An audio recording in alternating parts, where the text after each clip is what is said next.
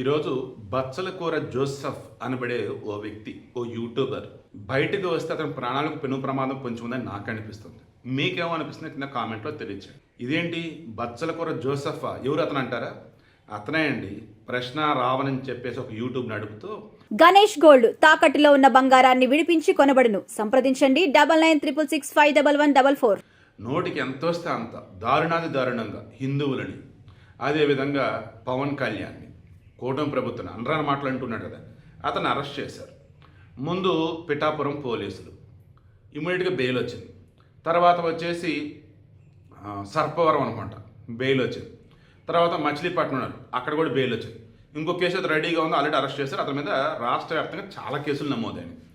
ఇన్ని రోజులు ఎందుకు ఆగింది కూటమి ప్రభుత్వం అంటే, ఎందుకులే మారతారులే అని. కానీ మన ఏలూరు సభలో ఓ పక్క జడ శ్రవణం, అతను ఎస్సీ, ఓ పక్క ఈ బచ్చలకూర జోసెఫ్, నిన్నటి వరకు అతను కమ్మ అని చెప్పుకున్నారు, బట్ క్రాస్ చెక్ చేసినప్పుడు అతను కూడా ఎస్సీ అని తెలుస్తుంది. సో ఇప్పుడు విషయం ఏంటంటే, ఇప్పుడు కొత్తగా బొజ్జ ఐశ్వర్య అని చెప్పేసి ఇంకొక ఆమె కూడా ఎస్సీ అట. మొన్న ఏలూరు సభలో దళిత క్రైస్తవులు అంటూ వచ్చిన వాళ్ళు ఎవరైతే ఉన్నారో వాళ్ళలో అత్యధికులు ఎస్సీలే.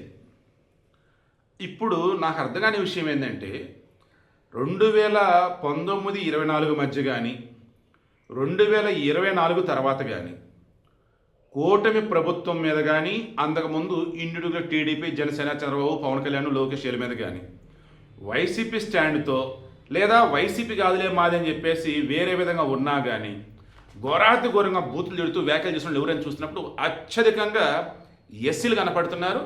ఇక ఆ తర్వాత కాపులు కనపడుతూ ఉన్నారు. కావాలంటే క్రాస్ చెక్ చేసుకోండి. Borugadda Anil, I think SC right. ఇప్పుడు జోసెఫ్ అనబడే వ్యక్తి SC, subject correction, most probably నాకు తెలిసి ఎస్సీ. జడ శ్రవణ్ ఎస్సీ. ఇప్పుడు బొజ్జ ఐశ్వర్య అనే ఆమె కాకినాడ దగ్గర హడావుడి చేస్తుంది, ఎస్సీ.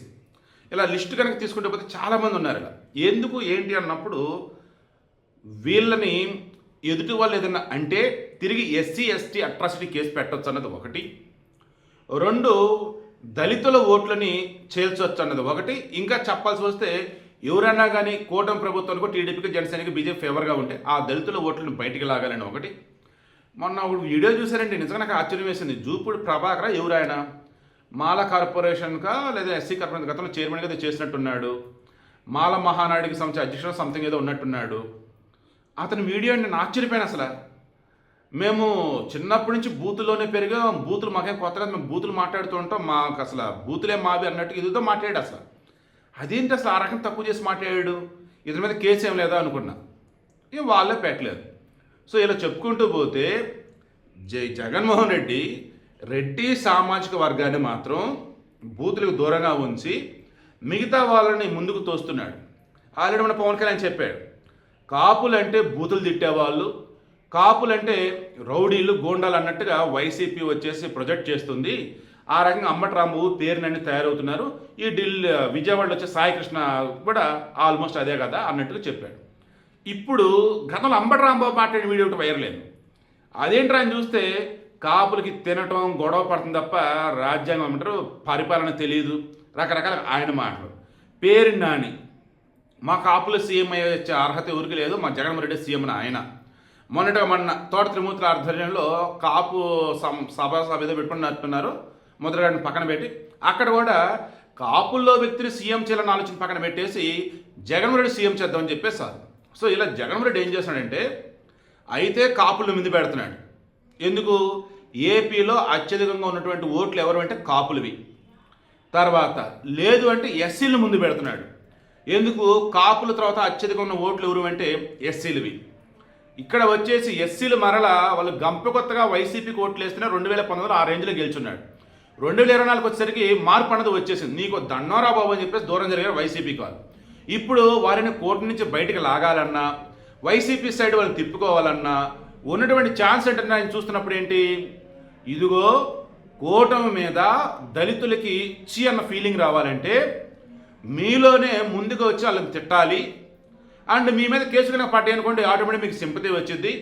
ఇంకా చెప్పాల్సి వస్తే నేనే టికెట్ ఇస్తాను మీకు అని ఆయన చెప్పినట్టుగా నాకు అనిపిస్తుంది. లేకపోతే ఆ బచ్చలకూర జోసెఫ్ అనే కుర్రాడు ఎన్నేసి మాట్లాడాడండి. అసలు ఓ రకంగా చావు తెగించాడు అతను. ఇప్పుడు చావుకు తెగించిన అతన్ని కాపాడుతుంది ఎవరంటే జడశ్రవణ్ కాపాడుతున్నాడు. ఈ జడశ్రవణ్ వచ్చేసి కూడా ఘోరాతి ఘోరంగా అనరాని మాట్లాడినాడు. మరి అతను ఎలా రిటైర్డ్ జడ్జి నాకు అర్థం కాదు. రిటైర్డ్ జడ్జి మాజీ జడ్జి. ఇప్పుడు ఈ జోసెఫ్ అనే కుర్రాడికి రాజ్యాంగం తెలియదు అనుకుందాం. ఆయన జడశ్రవణ్కి రాజ్యాంగం తెలియదా? లేదన్నప్పుడు ఎస్సీ రిజర్వేషన్ కింద జడ్జి అయ్యాడు ఆయన. ఎందుకు ఈ మాట అంటానంటే చాలామంది అంటుంది, నేను కూడా అంటున్నా, అసలు ఆయన నిజంగా జడ్జి అయినా గతంలో చేశాడా? రఘురామకృష్ణరాజు రాజ్యాంగం మీద పదవి అంటే ఆయన అనరాని మాట్లాడినాడు ఏంటి? మిగతా కంటే రాజ్యాంగం తెలియదు, ఈయనకి రాజ్యాంగం తెలియదా? బొటాబొటి పాస్ మార్కులతో జడ్జి ఉద్యోగం ఏమైనా వచ్చింది ఆయనకని చెప్పేసి అలా మాట్లాడుతున్నారు. సో యాజ్ అ జర్నలిస్ట్గా నేను ఇండెప్త్గా వెళ్ళదలుచుకోలేదు, కానీ ఒకటి మాత్రం అనగలుగుతున్నా. ఇప్పుడు వాక్ స్వాతంత్రం అన్నది ఎదుటి వారిని విమర్శించడానికి ఉండొచ్చు, ఎదుటివారిని ప్రశ్నించడానికి ఉండొచ్చు, ఎదుటివారిని బూతులు తేడతానుక, ఎదుటివారిని అనరాని మాట్లాడటానికి కాదు కదా. బట్ దానిని వాక్ స్వాతంత్రం అంటూ రాజ్యాంగం మాకు కల్పించిందంటూ ఘోరాతి ఘోరంగా తయారైపోయారు.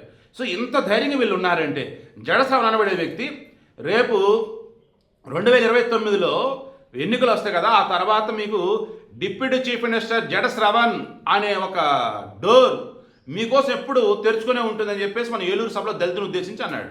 అంటే ఈయన మొన్న పోటీ చేశాడు, 2024 ఎన్నికల్లో పోటీ చేస్తే 175 ఓట్లు, హార్డ్లీ 200 ఓట్లు వచ్చాయి ఆయనకి. ఆయన ఇప్పుడు మరలా డిప్యూటీ సీఎం కాబోతుంది నేనే అన్నాడు. అంటే జగన్మోహన్ రెడ్డి ఆయనకి చెప్పాడా, రేపు మన పార్టీ తరఫున నువ్వే పోటీ చేస్తూ డిప్యూటీ సీఎం నువ్వే అని, లేక ఇంకేదన్నానా? ఈమె బొజ్జ ఐశ్వర్యని ఎవరు అసలు ఆమె ఎవరు కూడా నాకు తెలీదు.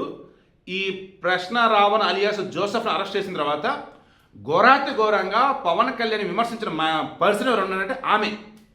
ఆల్రెడీ కేసులు ఫైల్ అవుతున్నాయి.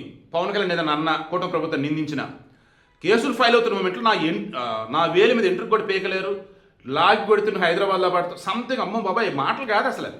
ఎవర్రా బాబు ఈ రకంగా మాట్లాడుతూ ఉంటే ఆమె వైసీపీ కార్యకర్త అంట. ఎలా ఇంత ధైర్యంగా అంటే నాకు అది అనిపిస్తుంది. ఎలా అసలు ఈ ధైర్యం ఎలాగంటే ఒకే ఒకటి నాకు అనిపిస్తుంది ఏంటంటే 2019లో జగన్మోహన్ రెడ్డి ఊహించిన వాళ్ళకి టికెట్లు ఇచ్చాడు. ఎవరు రావాలంటే కేసులు ఇరుక్కున్న వాళ్ళు, ఆనాడు ఉన్నటువంటి టీడీపీని జనసేన అనరాని మాటలు అన్నటువంటి వాళ్ళు. అలా ఈసారి టికెట్లు ఎక్స్పెక్ట్ చేస్తూ ఈ రకంగా ఉన్నారేమో నాకు అనిపిస్తుంది. సింపతి కావచ్చు, కులం కార్డు కావచ్చు, లేదన్నప్పుడు ఇంకేదైనా సరే కావచ్చు కాక. ఒకటి మాత్రం నిజమండి, తెగిడ్చారని కూడా అనలేను, కానీ ప్రాణాలు సైతం లెక్క చేయకుండా వీళ్ళు తిడటానికి తెగబడ్డారు. ఇదైతే నిజం. ప్రాణాలు సైతం లెక్క చేయండి ఎప్పుడండి? ఆ రకమైన డబ్బు వాళ్ళకి ఇస్తే, లేదన్నప్పుడు మీ జీవితంలో చూడటువంటి పదవి మీకు ఇస్తా అని చెప్పేసి ఆశ పెడితే. అంతకు మించి ఇంక వీళ్ళు ఎలా అండి ఈ రకంగా అనగలుగుతారు? ఆమె బొజ్జ ఐశ్వర్యని ఎవరు ఆమె? అసలు ఆమె ఎక్కడ ఉందో ఏంటో ఎవరికి తెలియదు అంట. కనపడితే చంపేస్తున్నట్టుకున్నారు జనాలు అయితే, జనసేన వాళ్ళు. క్షమాపణ చెప్పాల్సిందని ఆమె చెప్పనంటుందంట. మళ్ళీ ఇంకేదో మాట్లాడుతుంది. ఈ జోసెఫ్ అనే అతను, ఇది ప్రశ్న అనే కుర్రోడే ఉందని మ్యారీడ్ అంట, పెద్దోడంట. ఓకే, పాయింట్ ఏంటంటే ఇతను కూడా నమోదైన కేసులు మొత్తం చూస్తున్నట్టయితే దేశద్రోహం కేసులు కూడా ఉన్నాయంట. మరి నిజమే తప్పొద్దో తెలియదు. ఈ జడశ్రవణ్ ఇతని మీద గట్టిగా కేసులు పడబోతా ఉన్నాయి. ఓవరాల్గా మొత్తం చూస్తున్నప్పుడు ఈ లిస్ట్ ఇంకెంతమంది యాడ్ అవుతారో చూద్దాం. మరలా చెప్తున్నా, జగన్మోహన్ రెడ్డి తన రెడ్డి సామాజిక వర్గాన్ని జాగ్రత్తగా కాపాడుకుంటూ ప్రజలకి రెడ్డి సామాజిక వర్గం లాంటి బూతులు తిట్టరా, పద్ధతిగా ఉంటారంటూ చూపిస్తూ వెనకాల నుండి ఎస్సీలని కాపులను బలి చేస్తున్నారు. ఎస్పెషల్లీ ఎస్సీలనండి. పాపం ఈ పాపం అనిపిస్తుంది నాకైతే ఇప్పటికి. మొన్న అతను మహాసేన రాజేష్ ఇదే అన్నాడు, ఎస్సీలని దారుణంగా చూపిస్తున్నాడు ఈ వైసీపీ బ్యాచ్, దారుణంగా వాళ్ళని సమాజంలో ఇంకేం చిన్నబేలా చేస్తున్నాడు, అది మీకు ఎందుకు అర్థం కావట్లేదు అని చెప్పేసి అతను బతిలాడాడు. మరి అయినా అర్థమైందో అర్థం లేదు, నాకు అర్థం కావట్లేదు జనాలకైతే. ఒకటి మాత్రం నిజమండి, జగన్మోహన్ రెడ్డి అంత స్వార్థపరుడు నాకు తెలిసి ఈ భూమి మీద ఎవరు ఉండరు. మనకు అందుతున్న సమాచారం మేరకు సోషల్ మీడియా పోస్టులు చూశాను. ప్రశ్న రావణ్ అలియాస్ ఈ బచ్చలకొర జోసెఫ్ అనే కుర్రాడు యూట్యూబర్కి నెల కొంత ఫండింగు సజ్జల రామకృష్ణారెడ్డి అలియాస్ సజ్జల రామకృష్ణారెడ్డి నుంచి వాళ్ళ కొడుకు సజ్జల భార్గవరెడ్డి వీళ్ళకి ఇస్తాడని చెప్పి స్టాకు విచారణలు కనుక బయటపడితే ఇంక వైసీపీని అయిపోయినట్టే. అండ్ మన లేటెస్ట్గా వాళ్ళకి కారు సెక్యూరిటీ అంతా ప్రొవైడ్ చేసిన కూడా వైసీపీ వాళ్ళేనంట. జగన్ సైడ్ నుంచి ఏమో ఆదేశాలు వస్తే సజ్జల రామకృష్ణారెడ్డి చెప్తే సజ్జల భార్గవరెడ్డి ఇంప్లిమెంట్ చేస్తున్నాడంట. మరి అవన్నీ బయటకు వస్తా లేదా ఊహాగానాలా? Let's wait and see. ఒకటి మాత్రం నిజం, మరలా చెప్తున్నా, ఎస్సీలని జగన్మోహన్ రెడ్డి పార్టీ పెట్టినప్పటి నుంచి ఇప్పటి వరకు కూడా దారుణంగా ఆడుకుంటున్నాడు, వాడుకున్నాడు. ఇది నిజమా కాదో మీరే క్రాస్ చెక్ చేసుకోండి.